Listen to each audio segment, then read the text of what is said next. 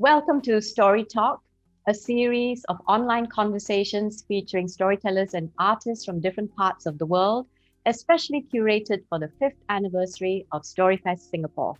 I'm joined today by Daniel Abercrombie, who is Associate Director of the Scottish International Storytelling Festival. And we are going to have a little chat about how we produce and direct international storytelling festivals through the pandemic.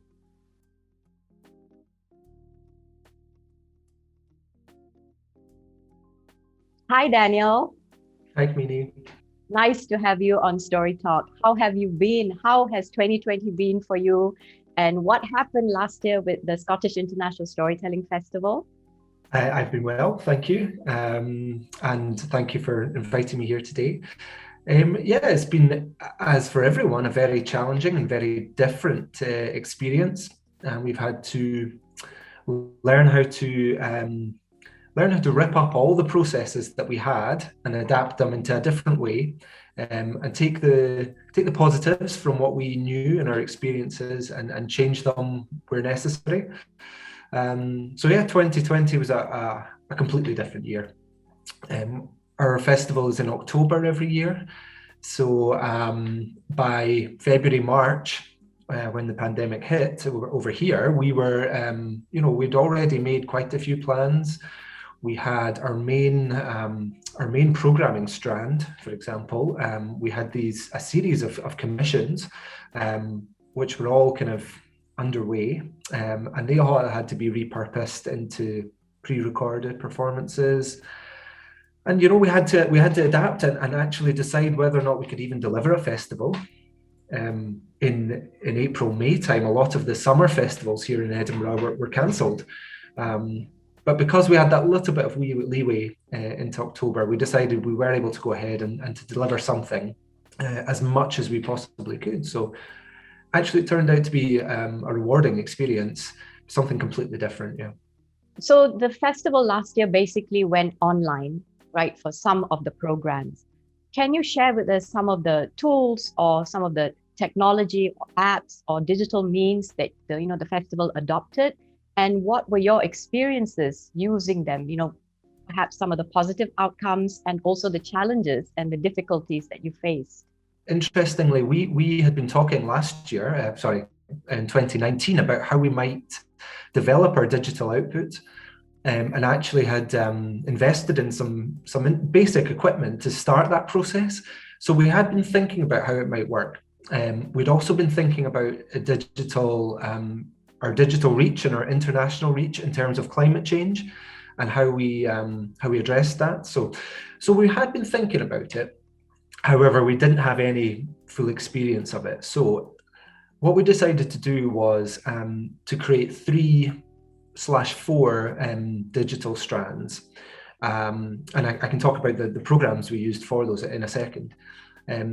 What we wanted to do is have some live experience of storytelling, so bringing 3 or 4 storytellers together online to share stories. Quite simple, and that was our open hearth strand, which we usually closes our festival evenings, so a very relaxed story circle.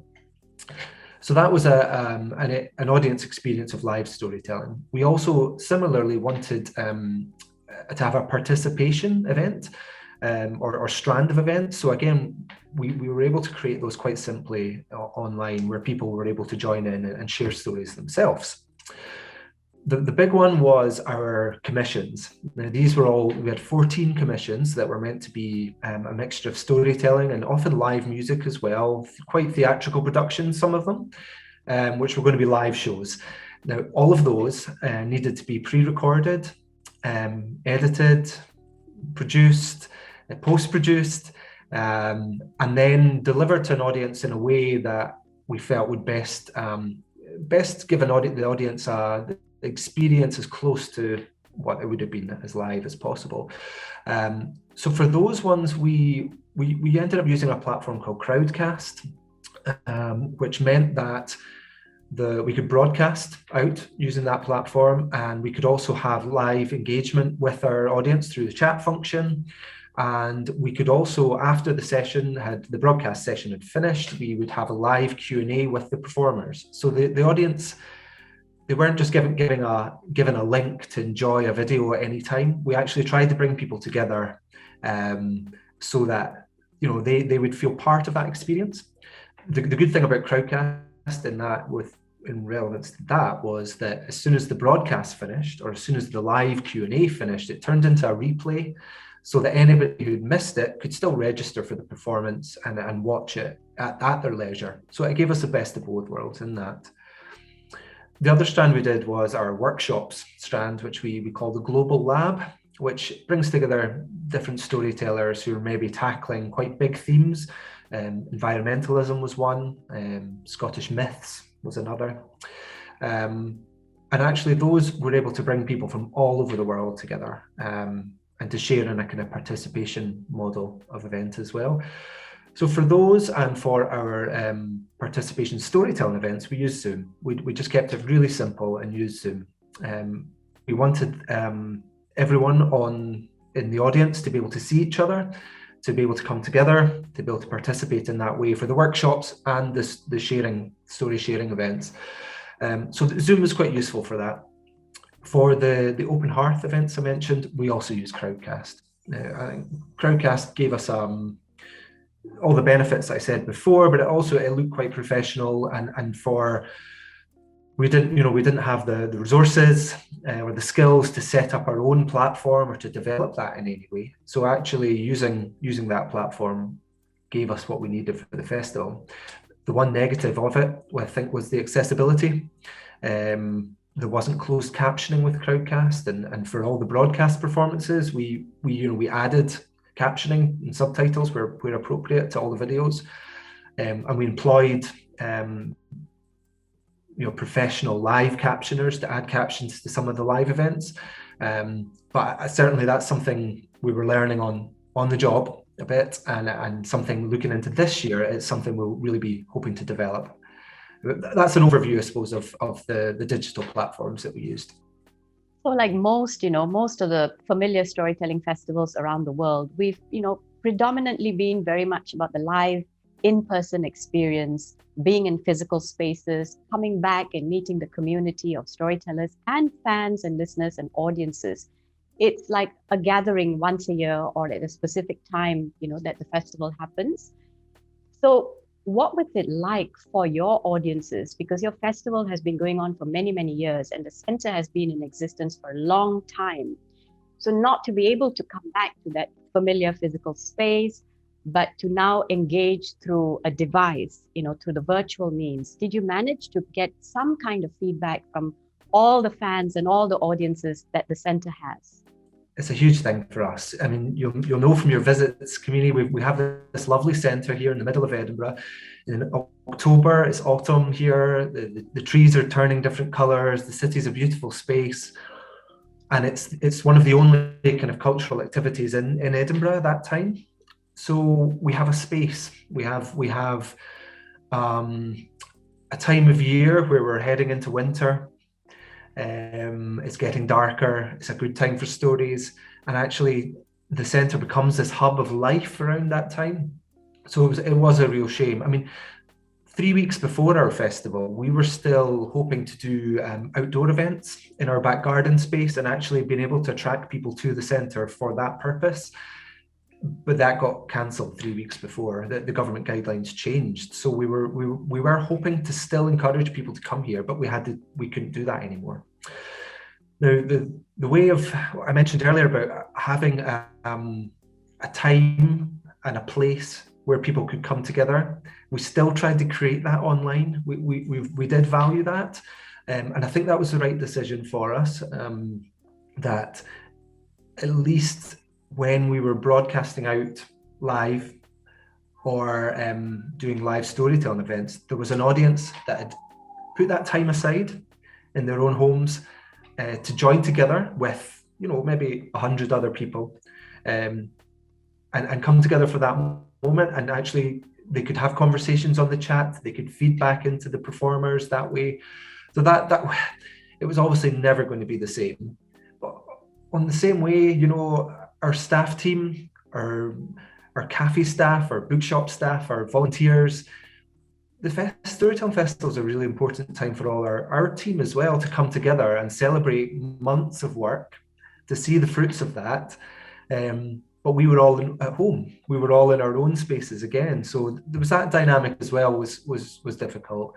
Again, this year we don't know what really is going to play out this year. So but yeah, we did try and to bring people together as much as we could, but yeah, it's not the same.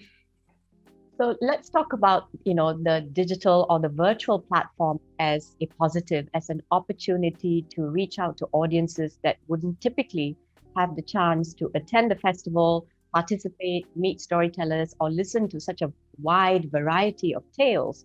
So all of us who went digital and online last year, and to some extent this year as well, have reached out to a global audience, despite all the time differences, right? People who love stories and storytelling have found ways to tune in and to listen.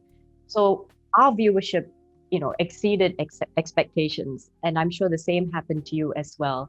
So as festival producers and managers of festivals and arts events, this opens up a new arena of audience development. What are your thoughts, from last year's experience going virtual and this whole world out there, this potential audience and how to captivate them? But at the same time, you have a very local, a very center-based audience who want to come back and have that lived in-person experience. Just want to, pick your brains on that. So there are positives with that. I think we also have to bear in mind that there's a digital divide out there that many people don't have appropriate access to all these things we might be doing online, or just don't feel comfortable with them, or don't understand how to use them. So I think we've still tried to support our audiences as much as possible to help them to access this. Edinburgh is a famous festival city, and people come here from all over the world to visit its arts and culture. But a lot of people can't afford that, or a lot of people just will never be able to come here. So actually to be able to send out what we're doing to the world, as you say, it's been a great way of reaching new audiences. Really, really fantastic way, and not just to in a one way, us sending storytelling events out there, actually to make connections and to have people feedback to us as well has been a real positive. You've got to make the most of these positives. And as I said, I mentioned earlier about the climate change issue. I think the way we engage internationally had to change. It really had to, and hopefully going forward there'll be a balance there, that we will continue now to develop a digital program through our year-round work out of the Storytelling Centre here in Edinburgh. We will continue to do our online work. I think that still has a place now, and obviously within October and the Storytelling Festival, we will continue to do that because of all those positives. So I know it's still early days yet, but the festival in Edinburgh is going to happen, in October this year. And I'm sure you've planned something already. So are you able to share with us, some kind of developments, work in progress, or concepts about the new model that the Scottish International Festival might take for the edition for 2021? Yeah, so we're at a place now where we've had quite a few weeks of discussions as a team. We've got confirmation that we've got funding to do this year's festival, so we're in a place where we can actually start to talk about our plans. If I can just briefly reflect on last year as a theme, often in Scotland we have themed years. These are kind of government initiatives to give kind of different angles to celebrate. So last year was the year of coasts and waters, which was a great theme for storytelling in Scotland. And so we programmed our commissions around this theme of voyages, and Scotland as a nation shaped by the sea. Now the year 2022 is the year of Scotland's stories. Perfect, really great. So in between these two, we have this year, and what we were thinking was this is all change, and I think as storytellers and artists, we want to encourage people to imagine, what the world could be like, what the different ways of living, different experiences. So we've gone with this theme of imagine, okay? And for the first time, we are doing an open call for creative ideas, creative proposals. Normally our programming team here would come up with different kind of directions for the festival. So we're looking for 10 proposals, 10 final events, performances, storytelling, maybe some music in there as well, dance. So we're quite open to kind of cross art form performances. Now, the idea is that these ideas will be developed across the summer and hopefully performed live in October to an audience. But then some of them might be suitable for an online digital performance only. Some of them might be a hybrid of the two. So I think we're keeping things quite open and quite flexible in that way. But it's something a bit different for us. We're challenging our creative networks across Scotland. We're looking for new creative voices to come to us to share their ideas, and hopefully we can develop some quite interesting new performances. One of the really great things about our pre-recording the shows last year, the commissions that we did, was that the storytellers involved and musicians involved in those performances actually went away with a professional recording of their show, which means that they can then take that forward as examples of their work. They can take it to other festivals across the world. So hopefully, that's a really good development for storytellers. And storytelling as an art form is maybe something that hasn't had, certainly in Scotland, hasn't had that kind of produced online digital element. So that's something we want to develop. Yeah. So we're quite excited that we can start talking about what we're doing around this theme of imagine, which I think is quite suitable for this year. We're keen for people to use their imagination and think, our worlds have all been changed. Our ways of doing things have been changed. Our relationships have changed. So how can we imagine what the future holds? So that's our themes for this year. So I've been talking to Daniel Abercrombie all the way at the Scottish Storytelling Centre, and we've been discussing how to produce international storytelling festivals through a pandemic. Thank you so much, Daniel. Thanks, Kamini. Thank you very much.